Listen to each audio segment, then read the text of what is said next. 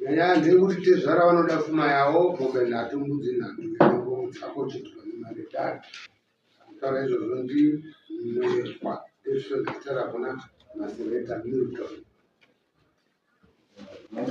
inini mukadzi wao ndeukwazvo ndio wari kuzembera kuna papa usingazemberi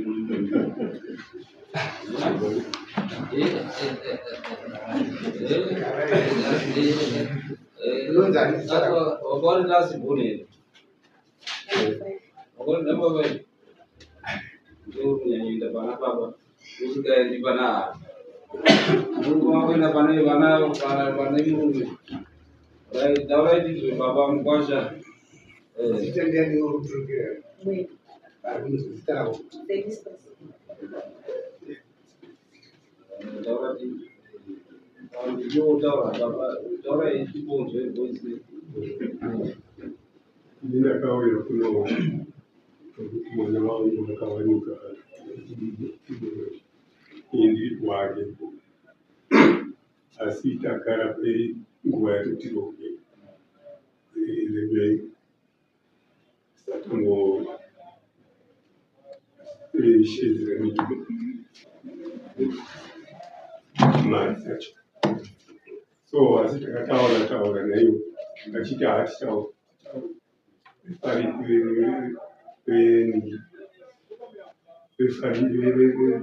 vazuvari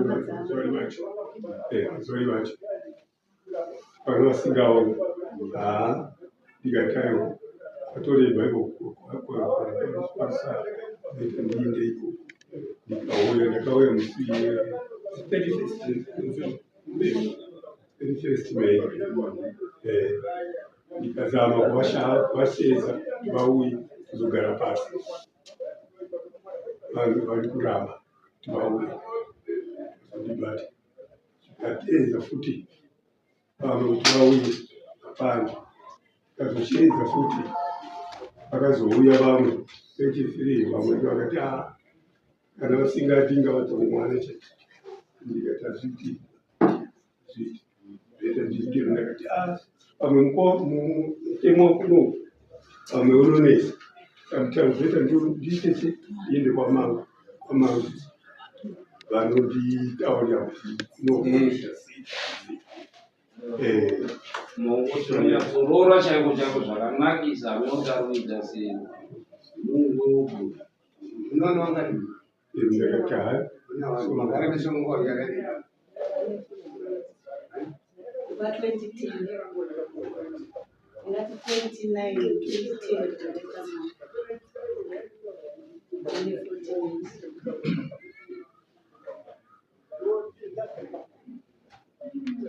mkwasha murachi hamuna uchitaura kuti mkwasha anyatsopindura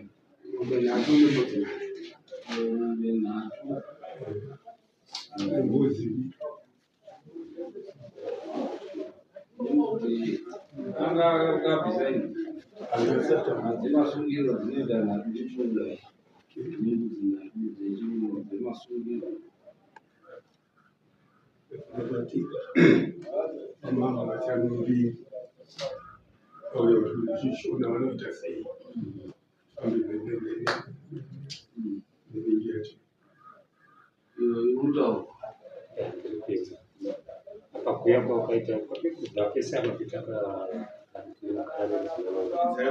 ndaindisikashandi asi ndaane gore ndichishanda saka kwauri kutaura kuti kwakazoya kuno ndaenda kutaura kuti ndakufundisa kuti ira irikuchengedza ukamari kuna Oktoba kuti ndokupai zvinonga ndaunganidza saka ndakamisika ndichiona kuti ndikaraka kuenda rechitiro Oktoba wangu wakati ndaingati ndokokati kamari kinonga ndakushengedza mari 200 murereso uchishanda apa pesa ava vainga kuenda mwana ari kuchikoro kamari kendi kuti kendi kuhora akashoma saka ndaiti ngandati pakauya ndokuita katepedza kuti vakutaura ndikati iye handisi kuramba ba muna Oktoba ndoti kubvisa kamari kendichiona padare Mambo chokwadi semunhu azvipirake inini ndichabvisa muna Oktoba chachidzidzo kuna mambo kuti wakazobvisa nguva yacho isingapfuuri. Asi munhu abvapo wange pane 14 years wakwegura muda kuti wafere vasingambodzwawo zviro zvemwana wavo muzvaro. Ndaona hangu kuti Oktoba ndiyo watatotarisa. Saka nguva yacho wanga waunganidza yese kuti wachizoenderayo naOktoba. Uchitombochibvisa. Utonjiri wachadzoka wakatokera sei vanga vasina chinhu wakatokera vasina chinhu. Pakachangamire ini changamire ndikuona kuti makore awanda kwasha asina kumboendawo kunomboisawo kwaatezvara nekwabva baba kufambira mukwashi kubva kure kwese kwakadaro kuuya kuno wakambouya futi vachimuteera futi wakadzokera wasina chinhu kusvikira wauyazve wati regai ndopotere kuna mama. Nhasi unoongonzi wodzokerazve futi wonzi futi muna Oktoba apa ari kutaura $200. Dai ngamboti nhasi unondombowapawo mari yaanayo muna Oktoba ndozobhadharawo chimwe chikamu zvinenge zviri nani changamire pane kuti atambirike chichemo chake chekuti Oktoba asina chawawapawo. Changamire papa dai ari waifanira kunyara wakura wese.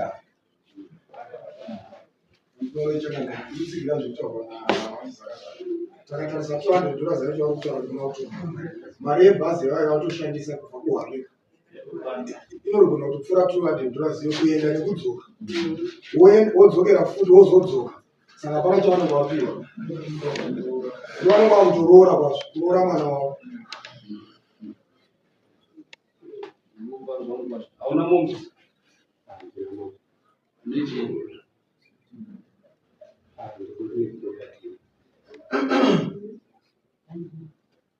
Hamuna mombe?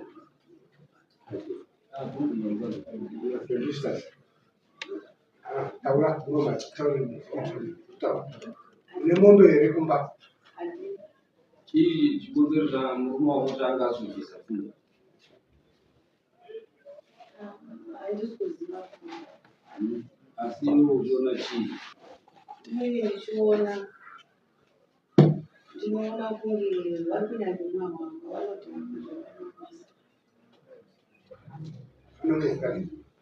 vakamboroora mukadzi muna 2021 nyaya yacho kanoperera kukoti. Saka izvozvizvi baba pavakauya vari kuti tinokumbira kuti tisangane nemi titaurirane nevemukama. Hama dzacho dzinoti hatisangane nawo isusu tiri vadiki kwavari saka zviite titivatongi. Vakauya kutauramba vachidaro izvozvi ndo pavakazotaura vachiti rambanai mutore bhasira yenyu mwana. Ndosaka baba vakazovadzivisa saka tochidini regai tichiende kwamama. Ndinongofana naizvozvizvi idzo hama dzacho dzaramba kuti kuuya hadzina kuuya. Havana kana munhu wanisoti tiiranisu kuituna vanhu. Ini ndinobva ndina hama. Hama dzangu dziri yazopindurwa nendoda kubvunza kuti wachiri wese kugara tiri kugara tese asi mararamiro acho ndeyekuti vari kunyama mavavo havasi kutichengeta. Ndainzwisisa kare vaisashanda, ndainzwisisa kuti murume wangu hashanda.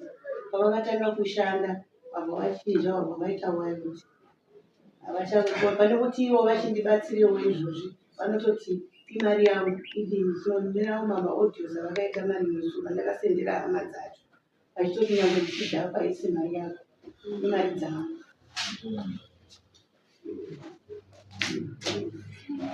Saka vanoita kutambira here izvezvi ndizipinda kuti baba vanonzi vachiti baba wabva or something chekuti vamboiswe muhombo kudzokera nacho handizivi nekuti mari yavo handiibati, handiizivi.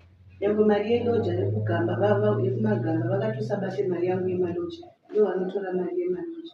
Saka inini hapana aneno ivo vakatosatomboshanje zvekumagamba nekuti pavari kugara pamba pavo pavo. Unoona mari kubva kumba kumagamba $30. Mari $30. Ipopo pawataura ipopo hama dzangu kuramba kuuya kumba hanzi hatingaendi kuve pane mumba pakaroorwa painga akaroorwa kuzainga akaroorwa kwabva murume wacho afa kwabva ndaenda akaroora mukadzi wangu kwabva wafa takubva tawira. Saka kuenda kumba uko anoramba, kuenda kumba kumagamba anoramba, kutoenda kokudaira hadi kana kusvika kumba kwacho mukasvika zvemakaita munoita fanika vanhu vakafa kudhara hamuitiba, asi vanoramba kuenda kumba kwacho ikoko. Apa pari pemari apa mari yekutambira mari shoma. Ndine mwana ari pajoni ari kuda mari yeschool fees mari every term. Saka apa kuti mari yangu yeschool fees ikwane ndokuti tichitoita 2 months kuti ikwane. Zvaari kutaura kuti handisipi mari yechikafu 2 months kuti ikwane. Vanobhadhara mari yefees. Apa pana zvine zvakubhadhara 150. Unotambira $30. $30 ndekumagambo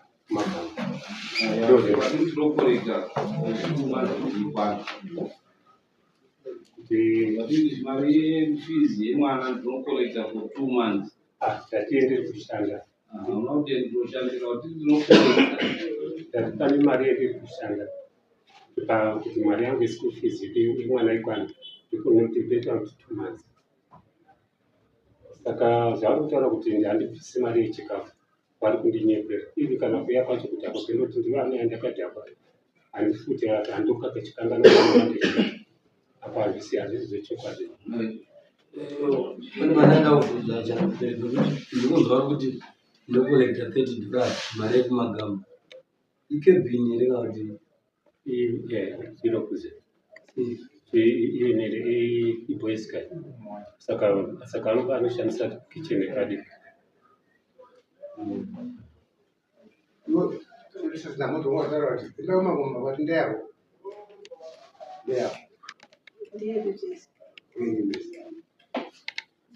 Yakatenga tichigara ndikatoisa mari yangu ipapo. Hapana mari yakaiswa. Asi makaitenga muri mese. Kazi anoramba kuenda kogara ikoko. Last time kuti paakazoya ikoko akanyanya iko kumba kwa anemba. Saka ndokuti aigara tese ndogara techinetsana kuti handi kumba kwangu timbogara kumba kwangu. Anoramba akanditsemura mahembe dzangu mabhegi tichiita kuti tiende togara tese uko. Asi anoramba anoti handiri pari kumba kwakadaro handidi haisimba yangu.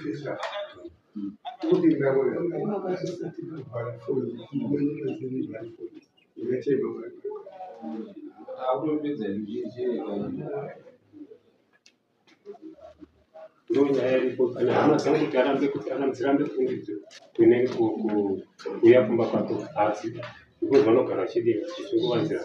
Last time even pakune pakugara chaiko kwanisa kupedza 4 months 3 months isikadini pasina munhu. Saka zviri zvinotinetsa izvi zvinotinetsa. Ndikaenda kumba kwangu kuenda kokirina vanoti hanzi waenda nevakadzi. Ndikuenda kogura kokirina chete ndechinainaiti vanoti hanzi waenda nevakadzi. Zviri zvinotiramba apa ari paripo kana ungoenda kokirina kumba kana hembe dzako dziri kune rimwe rumu. Dzimwe dzacho dziri pano.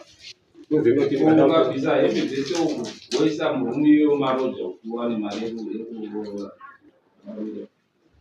Ipo pakanaka asi magariro achiendonga ndakuitwa paanonga asikachaiti haachaiti. Wekuva makuseni anokutakura chikafu chake anokubika chikafu chake echienda kubasa asi ina handikusiya kana chikafu chacho. Ndikada kubika chikafu makuseni ndichienda kubasa because pendoshanda hakuna masvotsi. Ndikada kubika chikafu ane musi vakandidzimira chistove, andzimira stove. Zvino zviri kundinetsa izvi. Ndingati paone zvavazvotsanangura taigara tese nekuti kwaive nefamily house yavo kwanga kuri padhuze nefamily. Saka payakatengeswa imba iyoyo tatichigara tese tichigara kumba kwavo. Tichigara payakatengeswa imba iyoyo ndobva vazotengwa stendi. Saka inini ndekuti pandinogara imba yavo. Saka ngatitengei mari yamapiwa pashe yenu ngatitenge stendi. Ndokutenga stendi. Kwatengwa stendi iwo yabva yatengeswa imba iya yakatengeswa muna 2012. Yatengeswa muna 2012 vanga vasina pekugara nekuti imba yanga yakuchigara. Tiri kugara tese mumba imomo kusvikira nanhasi. Tichitanga kuvaka imba iyo tichigara ikoko ndosaka vakuti haindii mari yangu iripo. Asi mari yakatenga stendi imari share yavo yavakapiwa ndiyo yakatenga chistendi. Asi zvimwe vakapindawo simendi yangu. Sokawe yese matombo ese lodi yacho ndini. Nematombo ese nyange mabhiridhi acho timadaidzi vanotaura. Zvavari kutaura zvese izvi kuti 3 months vanga vane mumwe mukadzi. Chavanoita ngauya neexhibit vanomwa madrugs.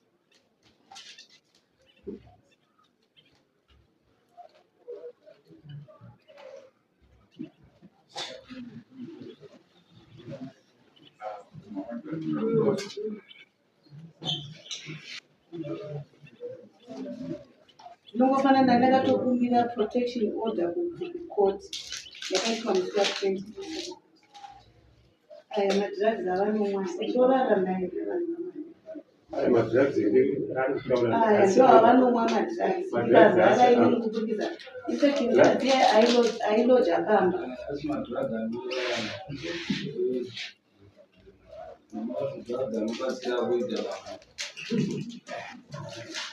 Saka pane mukadzi waigara pamba ambuya wamadzibaba mozi vailoja pamba ndo vanga kudanana navo.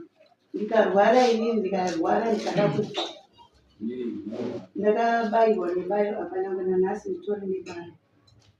Ndikagara muchipatara almost 3 weeks ndiri muchipatara. Wabva watora mukadzi iyoyo wabva wanomwisa vamubvisa pamba pataigara. Ini ndaibuda ndichienda kubasa ndisingazivi kuti vanosara vachiita mai nababa. Vasara vachiita mai nababa ndiri kuti loji ivo vanosara vachidanana. Wabva watora mai wabva waendesa kumagamba kusvikira koti ndiyo yakazotichi yakazopa eviction order. Yapa eviction order ndo pakazobviswa zvinhu zveshe zvemukadzi yavo. Kubva pakabviswa zvinhu zvemukadzi yavo handidi kutaura neni. Mwoyo wangu uri kuramba kuti ndipinde mumba umu asi hembe dzangu dzirimo mumba umu. Taiti zvimwe nguva kumagamba uku hakuna mvura. Inini ndinoshanda kurujini ndiri ticha. Kuti tibve kumagamba hakuna nhingi, hakuna magetsi, hakuna chinhu. Ndiri paprocess yekuti ndibatsire kuisa magetsi nezvese ndo pavakatanga zvemukadzi uyu ndakabva ndaregedza mari yangu handichaisewo ipapo. Saka ivo vari kuti zvishoma zvandakaisa izvozvozvo masimendi ndiwo akapinda ivo ndoti zvishoma izvozvo kapu iyoyo zvawakaisa izvozvozvo inini ndiri ndakatotenga stendi. Yemwana ndiri ndaidzidzisa mwana kusvikira nhasi. Vakazotanga this year kutanga kubhadharira mwana. Vakabhadhara last term nethis term. Ndiri ndaibvisa mari uku. Mwana ndaenda naye kurujeso ndichimubhadharira ndiita zvese. Saka baba vangu varipo.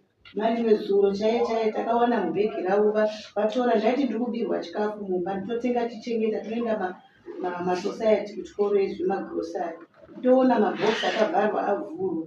Saka mari wezuro vakuzoona mubhegi ravo mune shuga neraisi musi weSunday. Ndabva ndatora zvinhu zviya mari wezuro vakadhakwa makuseni. Wabva kuti ndipe zvinhu zvangu zvavatora. Ndikati ini mazuva ese mukudya chikafu chani. Wabva wangonyarara. Ndikati aiwa mukudya chikafu chani. Ini ndekuti imi mukudya chikafu changu. Inini chenyu kudhakwa. Asi chikafu hamusi kutenga. Zvinongofanana izvozvo vakandipa $100. Wabva watora $10. $90 yacho iyoyo ndakabva ndanoibhadhara kuchikoro. Ndakabva ndanobhadhara school fees yemwana. Ine marisiti acho ndakabva ndanobhadhara $90. Ndakabva ndanobhadhara. Saka vana kutenga chikafu. Saka vaiti ndiri kubatirwa mari kubasa vasingatengi chikafu. Saka ndichakurwadza kuti kumabhoti kudemu ndovanodriva ya ipopo apo paakutaura kuti ziri takazotora mukadzi upainga paita problem kuti kana mune pabhedhi vainga kuti wakudaro vakapfeka hembe pandikada pavatera vanobvautiza kuenda pane mwana aripo enda kurara nemwana ndada kutai kuti zvauri kuita zvahvisi right toda kuti vakati hanzi orit kana zvadaro enda kuti ndakuroora zikaziroora apo saka ndipangogwaya heti yekuti torako mukadzi unokwachi kuti ndakantora kwabva ndaenda nayo wabva wauya wakandirwisa iye nemwana wake nemukwasha neshamwari dzavo kwabva wauya kundirwisa kumagama wakandirwisa musha wedutesa asi ainga wauramba kuti ana basa nesimende yaari kutaura kuti simende ifoshoro chete ndakatora painga patotsiuka kutaura chokwadi ifoshoro chete ndoekuti ndakatenga simende nebhara rikuti ngatichiitei kuti mari yepfuma kuti akurasika padonzo redu tizvaraura pfuma yavo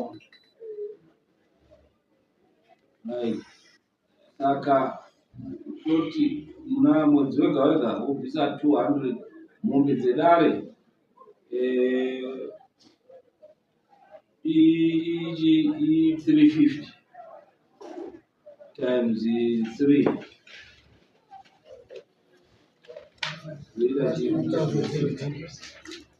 1,050 nembudzi nhatu izi 120 kuvaira 1,070 makosti enyu imari amadaidza mukwacho endari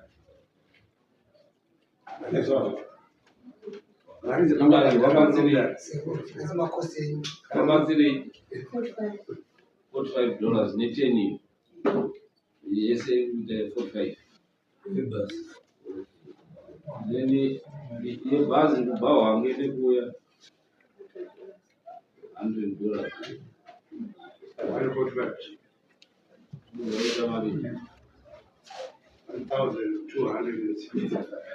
right. Every month wobvisa $200 mari yapera apo ndikukumbira mari endikuhura kutora chokwadi 130 basi 130 saka kuti ndizoeleza 200 mwana anonga achida kuti school fees apakuenda kuform 1 noti isusu munakutobva tune 200 handiti obvisa 200 then every month 100 yakawanda yakawanda because mari endikuhura ndiyechai because tichatoenda problem yekuti inongada kubvisa mari vachadii vachanga vachikuda vachida chikafu tinokwanisa kuti tinzwe kuti urikuhora mari ikambani yanga majestic tichakumbira kuti vatipe payslip yavo vanoti pane hatina mapayslip ikambani chiri kutanga ndiani aisiyagai ndiani kanyongo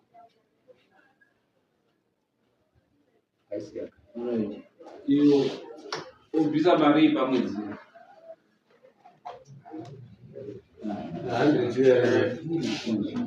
mambo 100 yanga yakanaka ngekutoti imwe mari vanoti chikafu nezvimwe vanowedzera vanotora yavanotora kurendi yemota yemba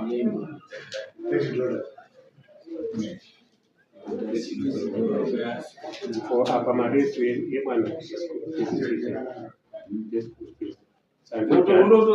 wakutondoita maricho nekuti hauzongwasi kubhadhara saka uri murume wautitondoita maricho mari chacho kwendikona mari yacho ndokwendikona mari yacho mari chacho wondoburisa mbatya uko then woisa kumba kumwecho uko so that mari yacho mochiona kuti mari bhajeti yenyu munoikurisa sei nokuti mukadzi wako ari kusenza, mukasenza pamwe chete imari inobhadharika. Handiti kuti ndiburise kuti ndiburise pane zvekuzi yangu iri kumba ndakazi hatichadi kuona chiri chiyeni stovhu iri kumba, saka kuti nditore kuti zvimwe ndiunze kuno hazvichaiti, ndakatozibvisa zvinhu zvacho izvo. Saka ndakutotsvaga kuti ndikutotora zvinhu zvangu ndichienda pane kuti nditakure futi zvinhu ndichiunza futi kuno kwandiri hazviiti zvinokuti kana iwo akubva pari uri murume uchitoona unoti wakutosenza overtime $200 woibvisa kupera kwaOctober, $100 every month, toda $100 every month inouya kuti bhadhariro. Saka periko dai mandibvisisa, handikwanisi kubvisa mari yakadaro, handikwanisi. Dai mandidzikisisa ipo mandidzikisira. Unokwanisa mari ukaita 8 it's okay. Alright, $80. Okay, $80 every month. But 200 yawakagara waunganidza kupera kwaOctober ndio yaunotanga. $80 chidivaida kuti kusvika chikwere chadisi chapera. Isa $200 first. 100 to Sunday 1065.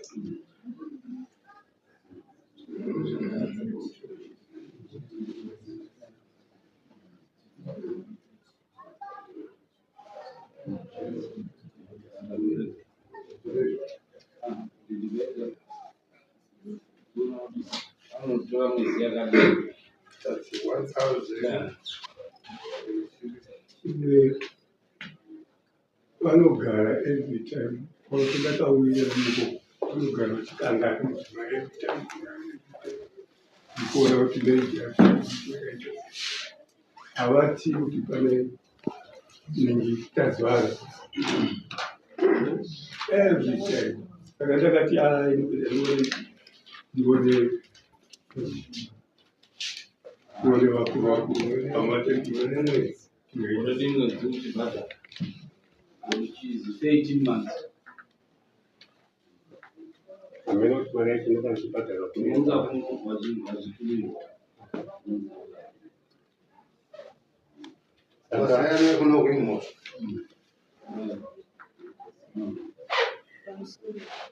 Ukunika kusezvataurwa namama kutaura chokwadi pamberi paMwari, vanouya vakadhakwa vachiti matipu ekubasa, vakadhakwa voita noise sezvazviri kutaurwa namama. Ndakamboenda kukoti vakapiwa protection order, but ndasi kutomboiteedze nokumbira nguva peoni ndopamuri kutadza kusaitedze. asi vari kuramba kunongo vari kutaura mastatementsiriwo. Saka tochiita sei from today nekuti tine maaudio zvese zvavanosvika vachinzwai makapiwa protection order yekuti haafanobika noise. Imimi oyo waita noise mumurege, saka munoda kuti mambo sei. Handiti akanga auya aine noise mobva maenda kumapurisa, mapurisa akamukiya uyu mangwani haazviiti. Handiti nekuti imi muri kumuregera, kana dei ndikataura mambo imi muchimuregera anongoti hapana zvekudii zvekufamba. Ichindoripotai kuti adii asunga. Ngaazvizive kuti akaita noise urunzwa here. Tataura kunayo akaita noise chete endai kumapurisa asunga oregera kuenda kumasa.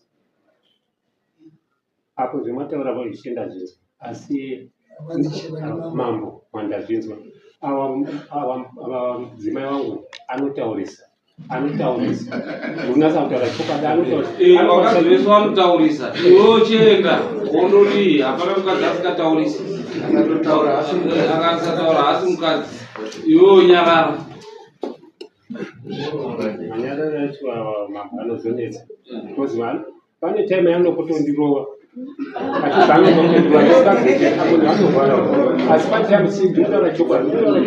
enda unomhangara mumapurisa kana ukarohwa iphysical violence, enda unomhangara mumapurisa unarohwa.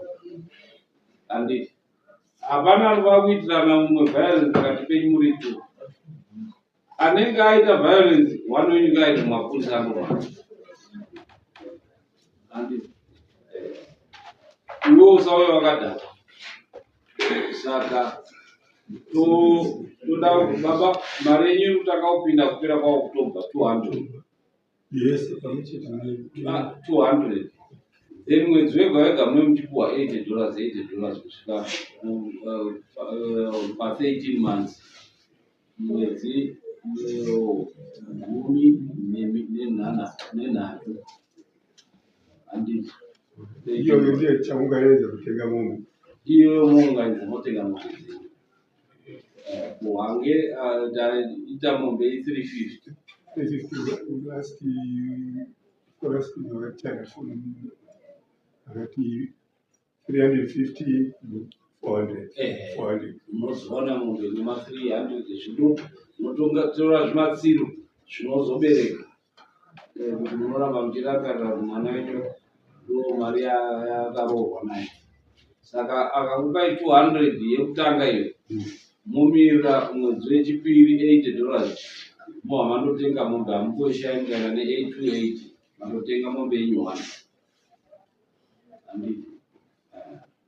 Apa ndaikumbirawo chikumbiro mukadzi wangu ndinomuda saka ndina kugara apa ndichakwanisira isitende kuti atende kugara pamasireti izvo ndezvenyu muripo anoramba kwete anoti nyaya dzese saka hama dzangu dzakaramba kuuya ipapo nyaya dzese kuda kutaura havadiba kuenda kumao havadi unoiunza tokugadzirisai kana ini nyaya handiti unotogadzirisai tokugadzirisai mari yemuna October unza panopada pamapara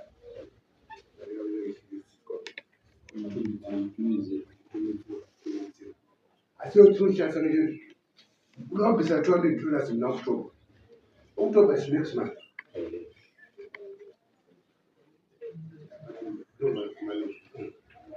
Munomara tobvisa 20 apa kuti ndakandichunganidza kana unogona kungadza mwedzi isi mukaiendi nhamba dzavo dziripo kadzaroa kuti vanhu vanenge vachiisirwa mari yavo vasingabvi kuhwana.